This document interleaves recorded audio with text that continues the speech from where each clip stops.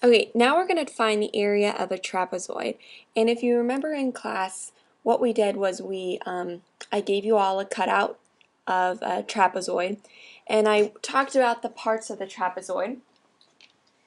The parts of a trapezoid, you're always going to have two bases, okay? Usually one at the top. It depends on how the trapezoid is situated, but one at the top and one at the bottom. It could be on the two sides. But once again, kind of like what I talked about in the triangles, these are the legs of the trapezoid.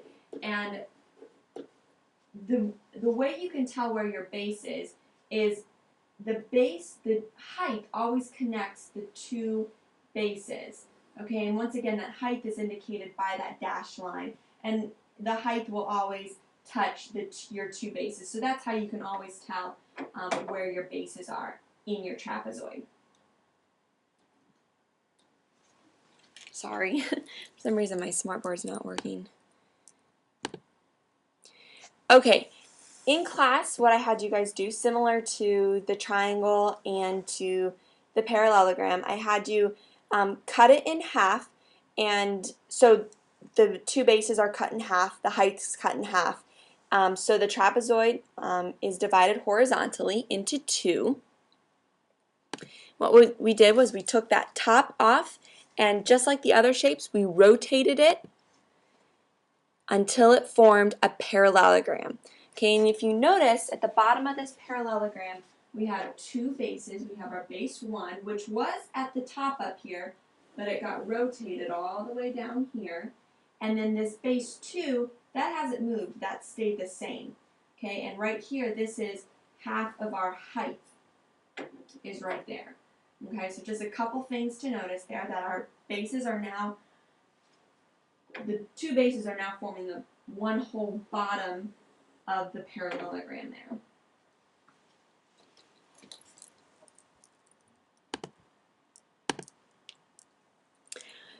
So the height of our parallelogram would be indicated by what? Well, what we did was we took half of the height, and that's how we indicated what the height was. And then the base, if you remember, base 1 was all the way up here. Now it's at the bottom, and it's formed with base 2. So we have base 2 and base 1. So together, these would form the whole base of the parallelogram. So all we would have to do is take base 2 plus base 1 to form the entire base of our parallelogram.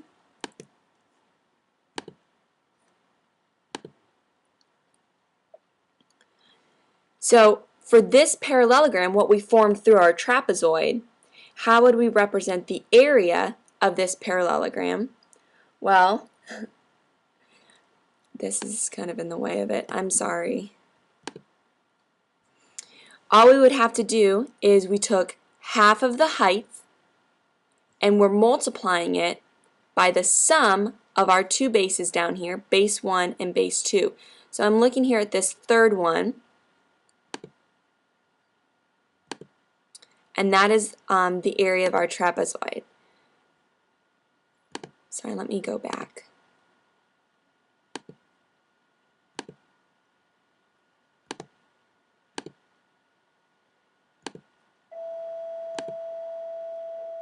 Okay, so this is the area of our trapezoid. Sorry about that. The area of a trapezoid is represented by taking first the sum of your two bases, base 1 plus base 2. And keep in mind, this is in parentheses. So when you're solving these area problems, you have to make sure that you're doing this first because of the order of operations.